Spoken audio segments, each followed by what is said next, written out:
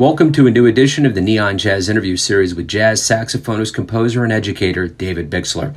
During early April 2020, while the coronavirus quarantine was raging through the world, he talked about his latest 2020 CD called Blended Lineage. This cat is a multi-faceted artist, having received critical acclaim for both his playing and writing. He leads projects, he's got great insights, and we're going to talk about the surreal world we're in. Enjoy. Hey, thanks for taking a minute out in this crazy, surreal show that we call The World 2020. Yeah, cool. My pleasure, man. So, I've always been a big fan of your work, always profiled it on the show, so it's a pleasure to speak with you. And I want to talk about... Oh, thank you. Yeah, without a doubt, man. Thank you. I want to talk about Blended Lineage. Talk to me about this album and not only your artistic vision for this project, but what it's like to release it during this kind of COVID-19 time in our lives. Okay.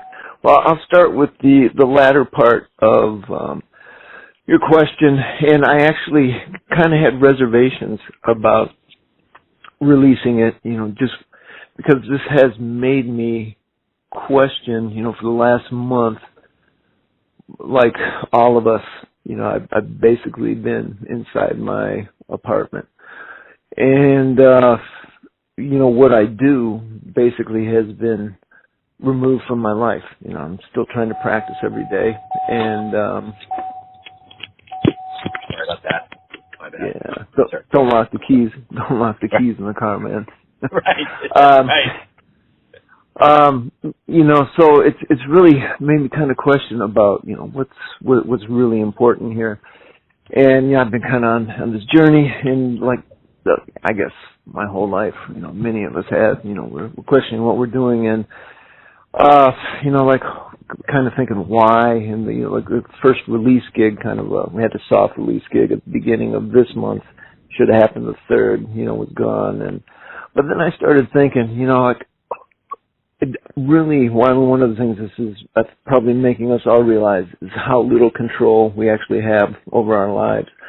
And, so I wrote this music a couple of years ago, recorded it, and, it was scheduled to be released now, and I thought, well, I'm going to just do it. And, early on when, the recording started going out, I got an email from a writer that got it. And, I just realized, there might be space for it. I mean, for because so many, great recordings are coming out all the time, and, a lot of them are just, piling up, and, there's not time to check out everything. So maybe if it's a little slower, people might have time to actually, listen to the recording, which is cool for me and the music that we made, that the Non-Net made for this thing. But, also, you're noticing is, there's just a vacuum. And, not even dealing specifically with my music, but, people are hungry for some kind of connectivity. So, hopefully, some people will get enjoyment out of this music. So, it is what it is, and we're living in this crazy time. So, it's done. It's out there.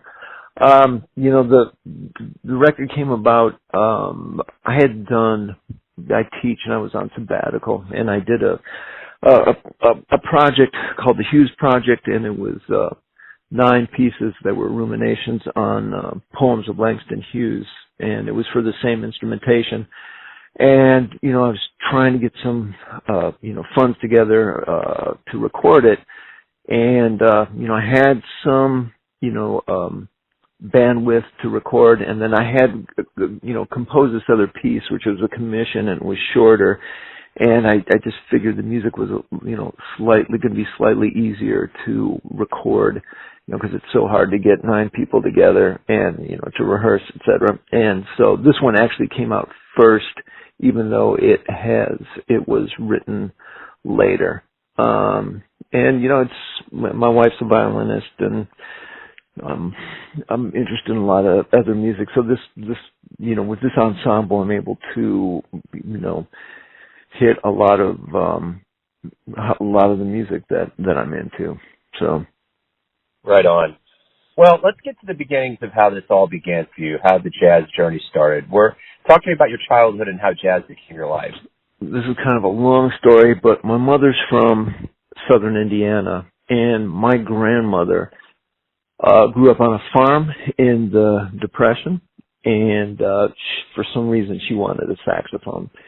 And the family story is that my great-grandmother thought that if she got enough money together for a down payment that she would have, she would be able to make the monthly payments on a saxophone. So they went to the big city of Vincennes, Indiana, which was the closest town to where the farm was, with bushels of corn, and went door to door to sell in order to get money for a down payment for the saxophone. And unfortunately, they came up short. They didn't have it. My grandmother never had a saxophone, but vowed that one of her children would, and that was my mother. And so my mom played saxophone when she was in high school, not so well. I always tell people if they've ever seen Lucille Ball on the I Love Lucy show play saxophone, that's kind of what my mom sounded like. But anyhow, when, fifth grade rolled around and band started, my choice was kind of made for me because there was already a saxophone. And, that was it. And, I had a teacher, I grew up outside of Milwaukee, that, would give me records of people to check out. And, like a lot of us, I was kind of into like bands like Chicago and Blood, Sweat, and Tears that had horns. And then, you kind of got into Weather Report, and then kind of moved backwards into jazz. From Weather Report, you realize that Wayne played with Miles, and Miles played with Bird, and that Joe Zawinul played with Cannonball, and Cannonball played with Miles. And, I think a lot of people of my generation got into jazz like that.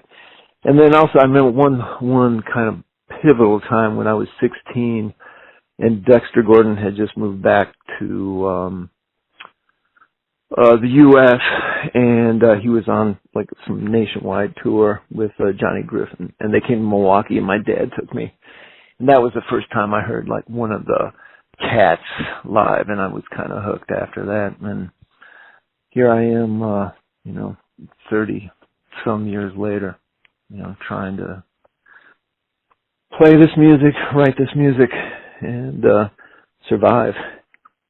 So let me ask you this, being in this for as long as you have, 3 decades, if you have a dream tonight, you run into your younger self, what advice would you give your younger self based on all the years of experience you have? Just to kind of relax, about everything, because there's only, so much that is under your control, and, probably to enjoy it a lot more. It's not a zero-sum game. There's a lot of room, a lot of great music, and a lot of humanity out there. So speaking of that, you probably gained so much wisdom from people like Chico Farrell, Lionel Hampton, and Toshiko. What have you learned from being around the legends and luminaries of this craft? What did they give you that's resonated after all these years with you? Well, I think, just the dedication to, what they did. And, so I think, you spend a lot of time trying to find out what it is that your music, is about. And, and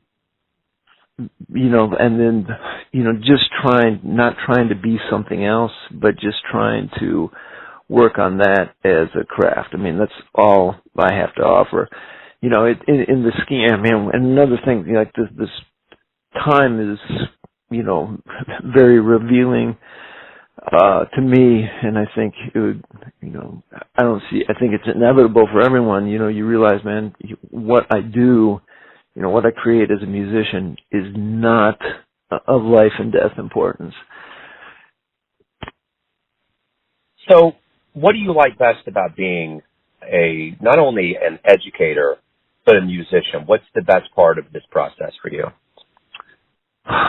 man, there's a lot of it. But, I think that, like when you're actually able to create, when you're in that process and, have an opportunity to share that music, I think that is probably, the coolest thing that there is, because there's obviously not a lot of, cash involved with this, so there's a different currency that is the payment, I find, and that's, really rewarding when, you're kind of lost in the sounds that are around you.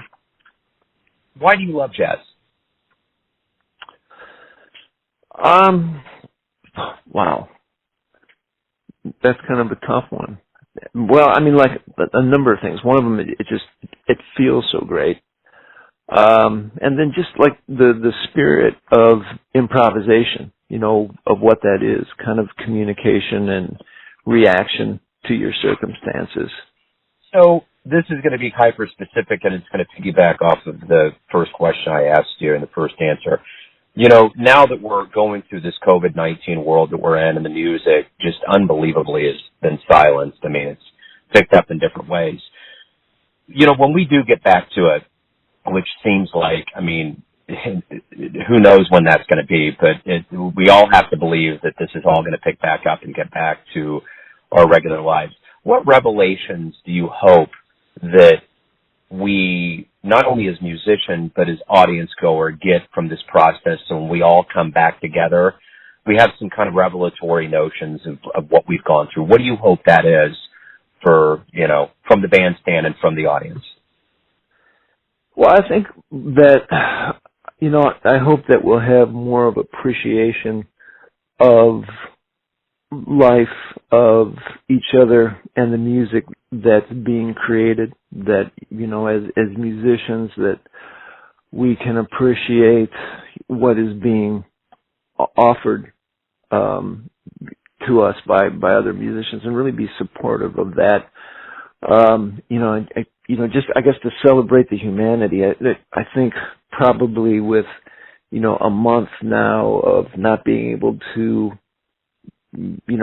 create any music with another person or partake in that, I just hope that we won't take that for granted again. My final question to you is this. Everyone has their perception of you, your family, your friends, your fans, your students, but you're living your life. Who do you think you are? Well, I mean, I think that this time, my faith is a huge part of who I am, what I do, and I think being, kind of stripped of this ability to, pursue this right now, I realize what a distraction, I think it's, sometimes the saxophone and making music is too important to me, and I think it's kind of been a constant, a continual journey of this is what I do rather than specifically who I am. That there is a me behind the saxophone, and the saxophone should be the means, in which I express that. So hopefully I'm going to remember that 2 weeks after I'm allowed to go out of my apartment again. Hey, man, thank you for taking some time out today. Thanks for opening up about what's going on in the world right now, which no one on this planet's ever experienced before, about your music and the new album. I really appreciate it, man. Well, thank you, man. Thank you for what you're doing for the music, and we're giving a lot of musicians, including myself, an opportunity to speak and be safe and be sane. Thanks for listening and tuning in to another Neon Jazz interview, where we give you a bit of insight into the finest players in New York City, Kansas City, and spots all over the world, giving fans all that jazz. And thanks to David for his time, music, and stories. If you want to hear more interviews, go to Famous Interviews with Joe Domino in the iTunes Store. Visit neonjazz at youtube.com, and for everything Neon Jazz all the time, go to the neonjazz.blogspot.com. Until next time, enjoy the jazz, my friends.